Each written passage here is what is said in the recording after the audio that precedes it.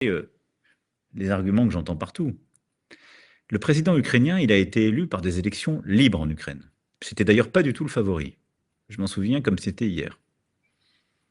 Et donc lui, c'est un président élu d'un système libre.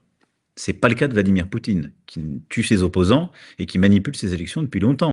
Est-ce que vous pensez qu'il peut organiser des élections présidentielles ou des élections législatives dans un pays où plusieurs millions d'Ukrainiennes et d'Ukrainiens ont fui pour leur sécurité, dans un pays où il a mobilisé plusieurs millions d'autres qui sont au front, où il y a 1000 morts et blessés par jour, et où il y a toute une bande de son territoire qui est conquise par la Russie?